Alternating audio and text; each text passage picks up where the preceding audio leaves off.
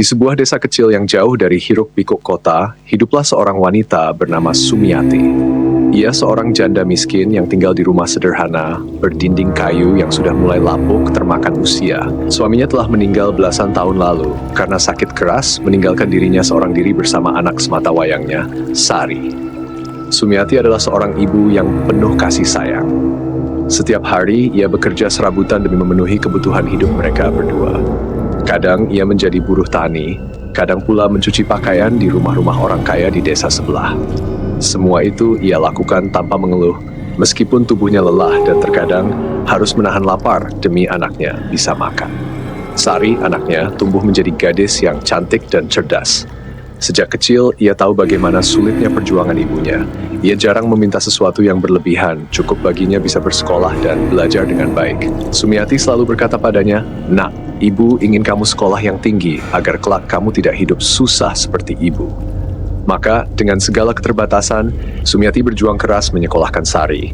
Ia mengumpulkan uang sedikit demi sedikit, terkadang harus meminjam ke tetangga atau saudara, demi membeli seragam sekolah dan membayar uang sekolah yang tak seberapa. Tak jarang mereka makan dengan nasi dan garam saja karena tak ada lauk lain. Namun, semua itu tidak membuat Sumiati menyerah. Bertahun-tahun berlalu, Sari akhirnya lulus SMA dengan nilai yang membanggakan. Ia mendapat beasiswa untuk melanjutkan kuliah di kota. Sumiati sangat bangga, meskipun di sisi lain hatinya sedih karena ia harus berpisah dengan anak satu-satunya. Dengan berat hati, ia mengizinkan Sari pergi.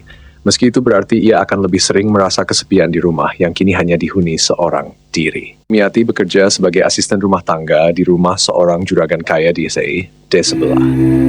Majikannya, seorang wanita parubaya bernama Bu Rina, terkenal dengan sikap angkuh dan keras terhadap para pembantunya.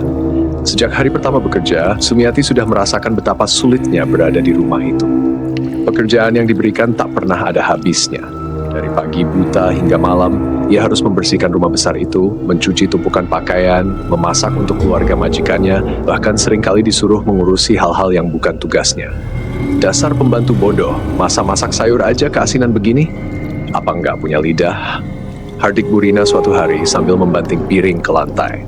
Sumiati menunduk, menahan air mata yang hampir jatuh. Tangannya gemetar memunguti pecahan piring sambil minta maaf. Ini bukan pertama kalinya ia diperlakukan seperti itu. Seringkali ia mendapat makian, bahkan tamparan di pipinya jika Bu Rina sedang kesal. Tak hanya majikannya, anak-anak Bu Rina pun ikut merendahkannya. Mereka tak segan-segan menginjak harga dirinya dengan ucapan kasar. "Bu Sumi, ambilin sandal saya, cepat!" bentak anak majikannya, seorang remaja perempuan yang bahkan lebih muda dari Sari. Ia harus menahan perih di hati, bukan hanya karena perlakuan mereka, tetapi karena ia sering membayangkan bagaimana jika Sari harus mengalami nasib yang sama. Ia tak ingin anaknya tumbuh tanpa pendidikan dan menjadi seperti dirinya, terjebak dalam lingkaran kemiskinan dan penghinaan. Setiap kali tubuhnya terasa lelah dan hatinya remuk oleh hinaan, Sumiati hanya bisa berbisik dalam hati, "Demi Sari, demi masa depannya." Malam hari setelah pulang kerja, ia duduk di sudut rumahnya yang sempit, menatap wajah anaknya yang tengah tertidur pulas. Ia membelai lembut rambut Sari dan berbisik, "Nak, ibu akan bertahan. Selama ibu masih bisa bekerja, kamu harus tetap sekolah." Dan begitulah hari-hari berlalu. Sumiati terus bekerja dengan penuh kesabaran, menahan sakit hati, menahan rasa lelah, demi satu tujuan, masa depan yang lebih baik untuk anaknya. Pun masih menempel di dedaunan ketika Sumiati duduk di depan rumah kayunya yang sederhana. Ia menggenggam erat tangan anaknya, Sari, yang duduk di sampingnya. Hari ini adalah hari yang selalu ia bayangkan sejak dulu, tetapi kini saat itu tiba, hatinya justru terasa sesak. "Nak, kamu benar-benar harus pergi." Suara Sumiati terdengar lirih, nyaris bergetar. Sari menggenggam tangan ibunya lebih erat. "Bu, ini kesempatan yang sudah lama kita tunggu. Aku sudah selesai kuliah dan sekarang aku punya pekerjaan tetap. Ini semua berkat ibu." Sejak lulus kuliah, Sari mendapat tawaran pekerjaan sebagai sekretaris di sebuah perusahaan besar di Jakarta. Gaji yang ditawarkan cukup tinggi dan itu berarti Sari bisa membantu ibunya dengan lebih baik. Namun, untuk pertama kalinya dalam hidupnya, ia harus meninggalkan ibunya seorang diri di kampung. Sumiati tersenyum kecil meskipun matanya mulai memerah. Ia ingin berkata bahwa ia akan baik-baik saja, tetapi nyatanya hatinya tak siap untuk berpisah. Selama ini, ia telah terbiasa hidup dalam kesepian dan penderitaan, tetapi dengan adanya Sari, semua terasa lebih ringan. Nak, ibu hanya takut kalau di sana kamu kesulitan. Jakarta itu kota besar, tidak seperti di sini. Orang-orangnya berbeda. Kamu harus hati-hati ya, ujar Sumiati, suaranya sedikit serak. Sari mengangguk. Bu, aku janji, aku akan berhati-hati. Aku hanya ingin bekerja supaya kita bisa hidup lebih baik. Aku ingin membalas semua kebaikan ibu. Air mata yang sejak tadi ditahan akhirnya jatuh di pipi Sumiati. Ia segera menyekanya, tak ingin Sari melihatnya menangis. Ia harus kuat, karena ini adalah demi masa depan anaknya. Saat matahari mulai naik, mobil travel yang akan membawa Sari ke kota pun tiba di depan rumah mereka. Sumiati membantu Sari memasukkan tas ke dalam mobil. Ketika tiba saatnya untuk berpisah, tangannya terasa berat untuk melepaskan genggaman anaknya. Sari memeluk ibunya erat. Jaga diri baik-baik ya. Aku akan sering menelepon. Sumiati mengangguk pelan. Kamu juga, Nak. Jangan pernah lupakan ibu. Mobil mulai berjalan pelan, meninggalkan rumah kecil itu. Dari jendela, Sari masih melihat sosok ibunya berdiri di depan rumah, melambaikan tangan dengan mata yang berkaca-kaca. Semakin jauh, sosok ibunya semakin mengecil hingga akhirnya lenyap dari pandangan. Di dalam mobil, Sari menunduk, menggigit bibirnya menahan isak. Hatinya perih, tetapi ia harus melangkah maju demi kehidupan yang lebih baik. Kesepian yang menyayat hati. Sejak kepergian Sari, rumah kecil itu menjadi lebih sunyi dari sebelumnya. Sumiati yang biasanya terbiasa dengan hiruk-pikuk kehidupan Sari, kini hanya ditemani kesunyian. Setiap pagi, ia tetap bangun sebelum subuh, menyiapkan sarapan untuk dirinya sendiri, meskipun tak ada lagi yang menemaninya makan. Ia masih sering secara refleks menyiapkan 2 piring nasi, sebelum akhirnya sadar bahwa Sari tak lagi ada di rumah. Siang hari, ia mengisi waktunya dengan bekerja, seperti biasa. Ia masih bekerja di rumah Bu Rina, yang semakin hari semakin kejam padanya. Tanpa Sari di rumah, ia merasa lebih lemah menghadapi perlakuan kasar majikannya. Pembantu tua seperti kamu harusnya sudah berhenti kerja, biar nggak lamban, cemooh Bu Rina suatu hari. Namun Sumiati hanya diam, menahan semua hinaan demi bisa terus bekerja. Di malam hari, kesunyian kembali menghantam hatinya. Rumah kecilnya yang dulu selalu dipenuhi suara tawa Sari, kini hanya menyisakan keheningan. Setiap kali telepon berdering, Sumiati buru-buru mengangkatnya berharap mendengar suara anaknya. Dan setiap kali itu pula, matanya berbinar-binar mendengar Sari berkata, "Bu, aku baik-baik saja." Namun, sebaik apapun Sari berusaha menyembunyikannya, Sumiati bisa merasakan sesuatu di suara anaknya. Ada nada lelah di sana. Ada kepedihan yang berusaha disembunyikan. Hatinya semakin gelisah, tapi ia mencoba menepis semua pikiran buruk. Ia hanya berharap anaknya bisa bertahan di kota besar itu. Tak menyambut Sari dengan hiruk-pikuk yang berbeda dari desa tempatnya dibesarkan. Gedung-gedung menjulang tinggi, kendaraan tak pernah berhenti melaju, dan orang-orang tampak selalu terburu-buru. Ini adalah dunia yang sama sekali baru baginya. Hari pertamanya bekerja di perusahaan besar yang bergerak di bidang pariwisata, berjalan dengan penuh ketegangan. Ia diterima sebagai sekretaris pribadi seorang bos yang terkenal berkuasa di perusahaan itu. Lelaki itu kaya raya, berkarisma, namun di balik senyumnya tersembunyi sifat licik yang membuat banyak karyawan perempuan merasa tidak nyaman. Awalnya Sari menganggap semua baik-baik saja. Ia mengerjakan tugasnya dengan teliti, memastikan semua dokumen rapi, jadwal bosnya teratur, dan segala keperluan administratif berjalan lancar. Namun perlahan ia mulai menyadari sesuatu yang tidak beres. Setiap kali bosnya datang ke kantor, matanya selalu menatapnya dengan cara yang membuatnya risih. Kadang saat ia melaporkan sesuatu, pria itu sengaja berdiri terlalu dekat atau menepuk pundaknya dengan alasan yang dibuat-buat. "Sari, kamu ini cantik sekali. Pasti banyak pria yang mengejar kamu ya?" ucapnya suatu hari dengan senyum licik. Sari tersenyum kaku. "Saya hanya fokus bekerja, Pak." Namun jawaban itu sepertinya semakin membuat pria itu tertarik. Setiap hari ada saja alasan bagi bosnya untuk memanggilnya ke ruangannya. Kadang hanya untuk membahas hal sepele, seperti warna dasi yang cocok untuk pertemuan, atau meminta pendapatnya tentang restoran yang enak di Jakarta. Awalnya Sari masih bisa mengabaikan hal-hal kecil itu, tapi lama-kelamaan sikap bosnya semakin agresif. Suatu siang, saat semua karyawan sibuk dengan pekerjaan masing-masing, pria itu tiba-tiba berkata, "Sari, ikut saya makan siang di luar. Saya yang traktir." Sari menolak dengan halus. "Terima kasih, Pak. Tapi saya sudah bawa bekal dari rumah." Bosnya tertawa kecil. "Aduh, Sari, kamu ini terlalu kaku. Sekali-kali ikut saya dong." Lagi pula saya bos kamu. Masa nggak mau menemani saya sebentar? Sari merasa jantungnya berdegup kencang. Ada sesuatu dalam nada suara bosnya yang membuatnya tidak nyaman. Tapi ia tetap bersikeras menolak. Sejak saat itu, tekanan terhadapnya semakin besar. Pria itu mulai sering memarahinya karena alasan-alasan sepele. Jika ada sedikit kesalahan dalam dokumen, ia akan membentak di depan karyawan lain. Kamu ini gimana sih? Masa hal kecil begini aja nggak bisa beres? Sari menggigit bibirnya, menahan air mata. Ia tahu bahwa ini bukan tentang pekerjaannya. Ini adalah hukuman karena ia menolak ajakan makan siang itu. Namun, seburuk apapun perlakuan bosnya, ia tetap bertahan. Setiap bulan, ia mengirim uang untuk ibunya di kampung. Suatu malam saat menelepon ibunya, suaranya bergetar menahan tangis. Tapi ia tetap berusaha terdengar ceria. Bu, aku sudah kirim uang bulan ini. Ibu jangan kerja terlalu berat ya. Di seberang sana, Sumiati tersenyum bahagia. Iya nak, ibu bangga sekali sama kamu. Sari menutup telepon dengan air mata mengalir di pipinya. Ia tahu ia sedang berjuang di tempat yang tidak aman. Ia harus bertahan demi ibunya. Namun ia tidak tahu bahwa bahaya yang lebih besar sedang mengintainya. Hari-hari berlalu dengan semakin berat bagi Sari. Kanan dari bosnya semakin menjadi-jadi. Setiap kali ia menolak ajakan makan malam atau obrolan pribadi, sikap pria itu berubah semakin kasar. Jika dulu hanya sebatas teguran keras, kini ia mulai mencari-cari kesalahan Sari, bahkan di hadapan rekan kerja lainnya. Kenapa laporan ini belum di mejaku? Kamu pikir saya ini bos atau babu yang harus menunggu kamu? Bentaknya suatu pagi di depan banyak orang. Sari menunduk, menahan malu dan marah yang bercampur jadi satu. Ia tahu tidak ada yang berani membelanya.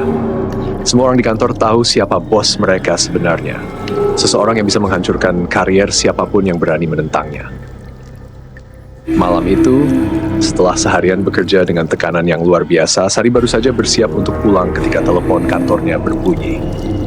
Sari, ke ruangan saya sekarang. Suara bosnya terdengar di seberang sana. Sari menghela napas panjang. Tangannya gemetar saat ia merapikan dokumen-dokumennya dan melangkah ke ruangan besar itu. Ketika ia masuk, bosnya sedang duduk di kursi besar dengan sebotol wine di mejanya. Kenapa masih di sini, Pak? Sari mencoba menjaga suaranya tetap tenang. Saya cuma mau ngobrol sebentar. Pria itu berdiri dan berjalan mendekatinya. Kamu sudah kerja di sini 3 bulan, ya? Saya suka kerja keras kamu. Tapi sayang sekali, kamu masih kurang, bagaimana ya, kooperatif. Sari mundur selangkah. Maaf Pak, jika ada yang kurang dari pekerjaan saya akan memperbaikinya. Bosnya tertawa kecil. Oh, bukan itu. Saya hanya ingin kita lebih dekat. Sari menegang. Ia tahu kemana arah pembicaraan ini. Ia sudah mendengar banyak cerita dari pegawai lain tentang bagaimana pria ini sering menjadikan karyawannya sebagai mainan. Tapi ia tidak pernah menyangka bahwa hari ini akan tiba untuknya. Dengan cepat, ia berkata, "Maaf Pak, saya harus pulang." Namun saat ia berbalik, pria itu mencengkeram lengannya. "Kamu mau kemana?" Suaranya kini berubah dingin. "Saya ini bos kamu, Sari. Kamu pikir bisa seenaknya menolak saya?" Sari memberontak, berusaha melepaskan diri. "Tolong Pak, saya tidak bisa." Pria itu menyeringai. Kamu tahu banyak wanita di sini yang rela melakukan apa saja demi posisi yang lebih tinggi. Saya bisa membuat hidupmu lebih mudah atau lebih sulit. Pilihannya ada di tanganmu. Dengan sekuat tenaga, Sari mendorongnya dan berhasil melarikan diri dari ruangan. Ia berlari keluar gedung tanpa menoleh ke belakang, napasnya memburu, tubuhnya gemetar ketakutan.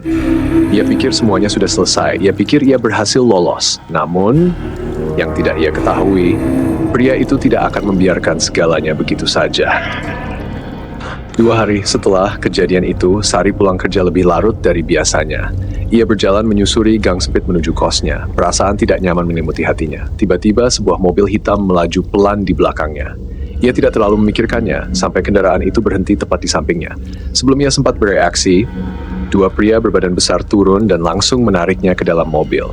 Sari menjerit, memberontak, memukul dan menendang sebisa mungkin.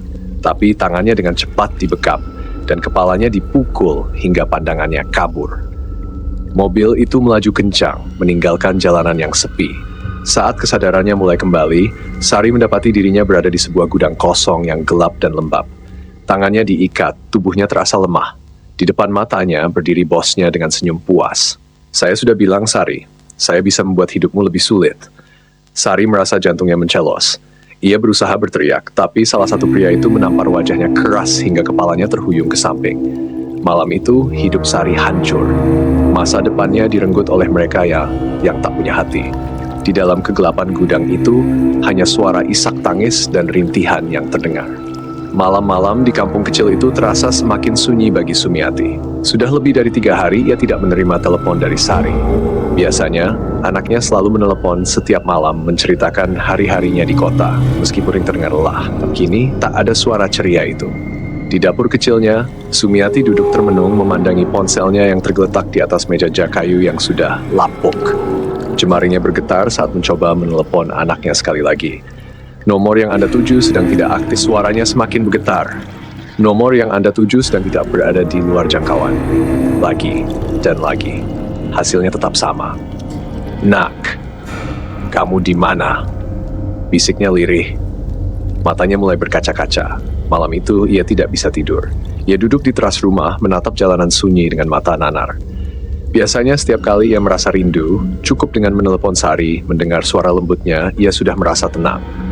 Tapi kini yang ada hanyalah kekhawatiran yang semakin mencekik. Di dalam hatinya ada rasa takut yang tak bisa ia jelaskan. Hari-hari tanpa kabar. Hari berganti hari. Setiap pagi, Sumiati bangun lebih awal, berharap ada pesan atau panggilan tak terjawab dari anaknya. Tapi ponsel itu tetap sunyi. Ia mencoba bertanya kepada tetangga yang memiliki anak di Jakarta, berharap ada yang bisa menghubungi Sari, tapi semua usahanya sia-sia. Tidak ada yang tahu keberadaan anaknya. Rasa cemasnya semakin besar. Ia bahkan tak bisa makan dengan baik. Setiap suapan terasa hambar, setiap tegukan air terasa seperti batu yang menghantam dadanya. Pikirannya dipenuhi pertanyaan-pertanyaan mengerikan. Apakah anakku sakit? Apakah dia kehilangan pekerjaannya? Apakah dia?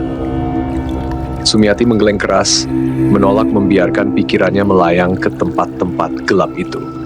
Namun semakin ia mencoba mengusir kegelisahannya, semakin mimpi buruk menghantuinya. Malam-malamnya dipenuhi bayangan Sari yang memanggil-manggil namanya, tetapi suaranya terdengar jauh, seakan-akan datang dari tempat yang tak bisa dijangkau. Ibu, tolong aku. Dalam tidurnya, ia tersentak bangun dengan tubuh berkeringat. Ia menangis dalam diam, menggenggam bantal usang yang dulu sering digunakan Sari saat masih tinggal di rumah itu. Di sudut hatinya, ia mulai merasakan sesuatu yang lebih buruk dari sekadar kekhawatiran. Sesuatu yang menyerupai firasat. Sesuatu yang menjerit dalam jiwanya. Bahwa anaknya mungkin tidak akan pernah pulang. Hari-hari berlalu dalam kesunyian yang semakin menyiksa. Sudah berbulan-bulan sejak Sumiati kehilangan kontak dengan anaknya. Hatinya semakin hancur setiap kali memandangi ponselnya yang tetap sunyi, seolah-olah dunia telah melupakan keberadaan Sari. Setiap pagi, ia duduk di depan rumah, menatap jalanan kecil di depan rumahnya. Ada harapan dalam matanya yang mulai redup. Harapan bahwa tiba-tiba Sari akan muncul dari kejauhan, membawa koper dan senyum yang selama ini ia rindukan. Namun, yang datang hanyalah angin sepoi-sepoi yang membawa daun-daun kering berjatuhan di pelataran rumahnya. Sumiati kini hanya seperti bayangan dari dirinya yang dulu. Tubuhnya semakin kurus, pipinya tirus, dan matanya cekung. Ia hampir tidak pernah makan dengan benar. Setiap suapan terasa seperti duri yang menyumbat tenggorokannya. Tetangga-tetangganya mulai khawatir. Bu Sumi, makan dulu Bu, jangan begini terus, ujar seorang tetangga yang mengantarkan sepiring nasi. Sumiati tersenyum samar. Terima kasih Mbak, saya masih belum lapar. Tapi semua orang tahu, ia bukan sekadar tidak lapar, ia sedang sekarat dalam penantian yang tiada akhir. Mimpi yang terlalu nyata. Malam itu, Sumiati tertidur dengan tubuh yang lemah. Untuk pertama kalinya dalam beberapa hari, ia merasa benar-benar lelah. Dalam tidurnya, ia bermimpi. Ia melihat Sari berdiri di depan rumah. Wajah anaknya pucat, rambutnya berantakan, dan matanya kosong. Ibu? Suara Sari terdengar serak, seperti seseorang yang sudah terlalu lama menangis. Sumiati berlari menghampiri anaknya. Sari, nak, kamu kemana saja? Kenapa tidak pernah pulang? Namun saat tangannya hampir menyentuh wajah anaknya, Sari tiba-tiba mundur. Ada kesedihan yang mendalam dalam sorot matanya. Ibu, maafkan aku tidak bisa pulang. Sumiati terbangun dengan tubuh gemetar. Napasnya memburu. Dadanya terasa sesak. Firasat itu semakin kuat. Ia tahu sesuatu yang buruk telah terjadi pada anaknya. Dan malam itu, tubuhnya menyerah. Dengan tangan yang lemah, ia meraih foto Sari yang selalu ia letakkan di meja kecil di samping tempat tidurnya. Air matanya menetes di atas figura tua itu. Dalam hembusan napas terakhirnya, ia berbisik, Ibu akan tetap menunggu, nak. Ibu akan tetap menunggu. Lalu, sunyi. Rumah kecil itu menjadi semakin sepi. Hanya ada angin malam yang berbisik di antara dinding-dinding usang, dan Sumiati tidak akan pernah bisa menunggu lagi. Rumah kecil di ujung desa itu kini benar-benar sunyi. Sejak Sumiati meninggal, tak ada lagi yang menyalakan lampu di malam hari, tak ada lagi suara langkah kaki yang menyapu lantai tanahnya, dan tak ada lagi kehangatan di dalamnya. Tetangga-tetangga awalnya masih sering datang untuk membersihkan rumah itu. Namun, seiring berjalannya waktu, mereka mulai merasa ada sesuatu yang aneh. Malam-malam di sekitar rumah itu terasa lebih dingin dari biasanya. Angin yang bertiup membawa bisikan yang tak jelas. Kadang-kadang, beberapa orang yang melewati rumah itu mengaku mendengar suara isakan pelan di dalamnya, meski rumah itu kosong. Namun, semua hanya dianggap sebagai halusinasi belaka.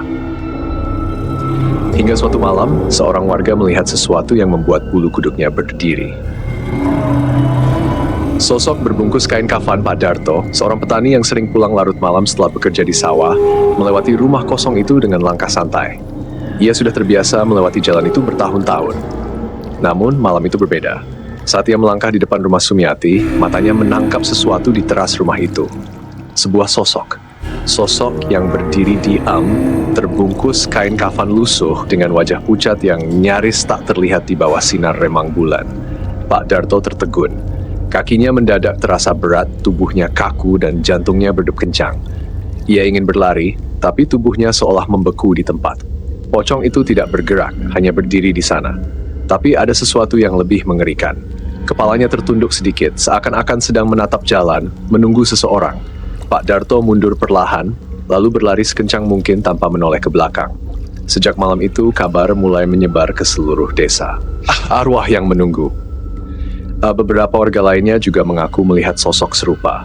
Aku melihatnya semalam, berdiri di bawah pohon dekat rumah Bu Sumi. Aku hampir pingsan, cerita seorang ibu di warung. Aku juga. Pocong itu cuma diam, tapi aku bisa merasakan tatapannya seperti sedang menunggu seseorang, tambah yang lain dengan suara bergetar.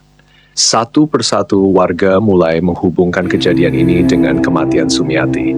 Ia meninggal dengan hati yang tidak tenang. Dia meninggal sambil menunggu anaknya yang tak pernah pulang. Jangan-jangan arwahnya masih di sini, menunggu. Sejak saat itu, tak ada lagi yang berani melewati rumah itu setelah matahari terbenam. Namun kisah itu tidak berhenti di sana. Suatu malam, seorang pemuda nekat mencoba mendekati rumah itu untuk membuktikan bahwa semua itu hanya mitos. Dengan ponselnya yang siap merekam, ia berjalan mendekati halaman rumah yang sudah ditumbuhi ilalang. Saat ia hampir mencapai teras, tiba-tiba lampu ponselnya berkedip-kedip sendiri, lalu mati.